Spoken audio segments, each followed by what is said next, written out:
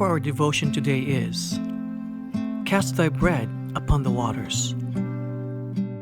Ecclesiastes 11, verse 1, it says, Cast thy bread upon the waters, for thou shalt find it after many days.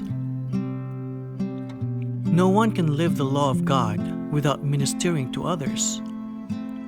But there are many who do not live out Christ's merciful, unselfish life.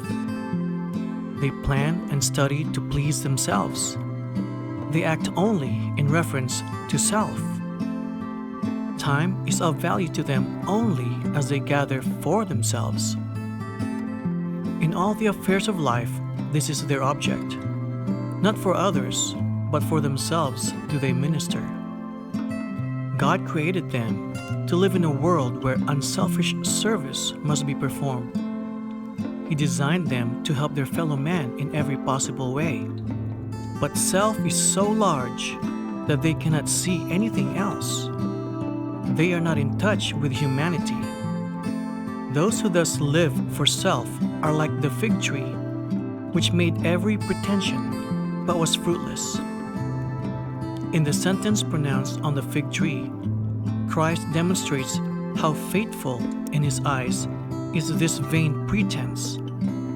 He declares that the open sinner is less guilty than is he who professes to serve God, but who bears no fruit to his glory. I am a debtor, Paul declares, both to the Greeks and to the barbarians, both to the wise and to the unwise.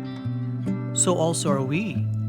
By all that has blessed our life above others, we are placed under obligation to every human being whom we might benefit.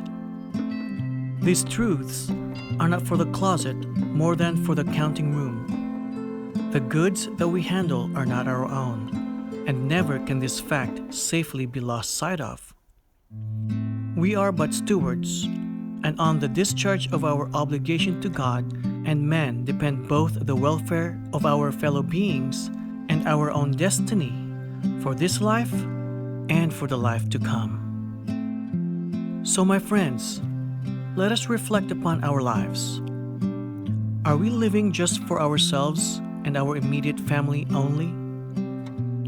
A lot of us are not wealthy, but from experience, I know that those who have less are more willing to give and share what little they have than those who have plenty.